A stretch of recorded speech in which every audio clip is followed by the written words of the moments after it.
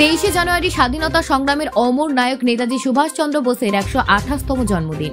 এই বিশেষ দিনটি স্মরণ করে কলকাতার সুবোধ মল্লিক স্কোয়ারে নেতাজির মূর্তিতে মাল্যদান করে শ্রদ্ধা জানালেন বামফ্রন্টের শীর্ষ নেতা বিমান বসু সহ অন্যান্য শীর্ষ নেতৃবৃন্দরা। এই উপলক্ষে বিমান বসু বলে, নেতাজির সংগ্রাম ও দেশের জন্য তার ত্যাগ আমাদের সবসময় অনুপ্রাণিত করে। তার পথ অনুসরণ করে আমরা দেশবাসীর কল্যাণে কাজ করতে শপথ গ্রহণ করছি।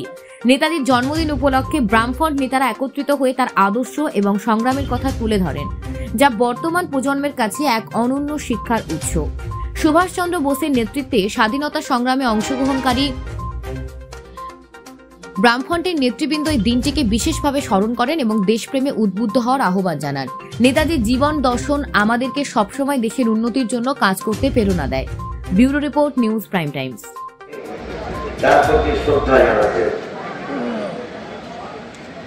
আমাদের সবারই জানা বিষয়, ব্রিটিশ সাম্রাজ্যবাদের বিরুদ্ধে দুর্জয় সংগ্রাম গড়ে তোলার কর্মসূচিতে যুক্ত ছিলেন প্রথম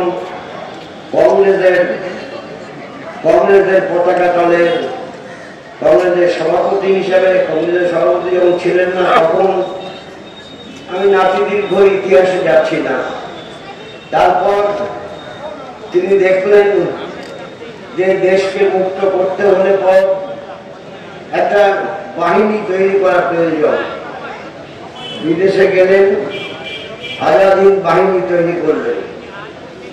আজকের দিনে এটা স্বাধীনতা সংগ্রামে বিভিন্ন ধর্ম, বর্ণ,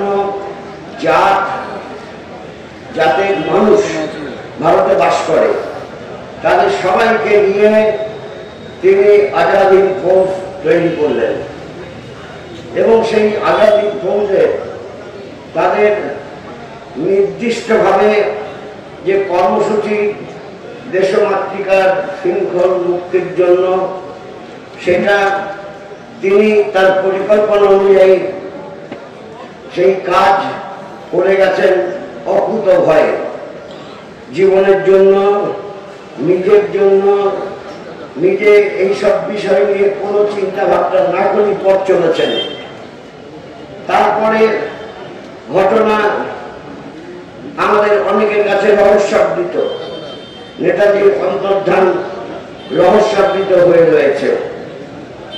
এতদিন আমাদের দেশের পক্ষ থেকে নানান কথা বলা হয়েছে, আর জাপান কিছু কথা বলেছে, এবার দেখছি এবার চীনও কিছু কথা বলছে। চীন বলছে যে নেতাজির ওই যে বিমানে নেতাজি ছিলেন সেই বিমানকে কখনোই সেই বিমান ধ্বংস হয়নি। আবার নতুন তথ্যের অনুসন্ধানের প্রশ্ন সামনে এসে হাজির হয়েছে। কিন্তু এইসব বিষয় গবেষকদের বিষয়, তারা গবেষণা করুন। কিন্তু আমাদের দেশের যারা শাসন ক্ষমতায় রয়েছে, আজকের এই সভার সভাপতি তিনি যে কর্পোরেট লবির কথা বললেন, কর্পোরেট সংস্কৃতির কথা বললেন, এই দেশের যারা শাসক, আমাদের প্রধানমন্ত্রী মাননীয় নরেন্দ্র মোদী মহাশয় এবং তার দল ভারতীয় জনতা পার্টি, ঠিক ভারতীয় জনতা পার্টির নামে তখন ছিল না। 1925 সালে RSS গড়ে ওঠার পর 1925 সালে হিন্দু মহাসভা তৈরি হয়েছিল। আর সেই হিন্দু মহাসভার নেতৃত্ব তারা স্বাধীনতা আন্দোলনে অংশগ্রহণ করেনি, তারা হিন্দুদের সংগঠিত করেছে। কিন্তু ব্রিটিশ সাম্রাজ্যবাদের অর্পণমুক্ত হয়ে স্বাধীনভাবে দেশ তার জন্য কুরবানি করেনি, বরঞ্চ যখন ধরা পড়তো তখন মুচলেখা দিয়ে আমরা স্বাধীনতা আন্দোলনে অংশগ্রহণ করিনি, ওখানে আমরা গিয়েছিলাম। এরকম হয়েছে অনেকের ক্ষেত্রে। নাম বিস্তারিত বলে সময় নষ্ট করতে চাইছি না।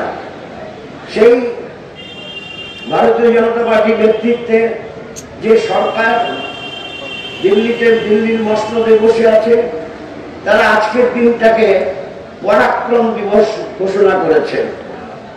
পরাক্রম দিবস ঘোষণা করা আর দেশপ্রেম দিবস ঘোষণা করা এক জিনিস না, একটা বীরত্বের ব্যাপার আছে, কিন্তু দেশপ্রেম দিবস এটা অনন্তকাল চলবে।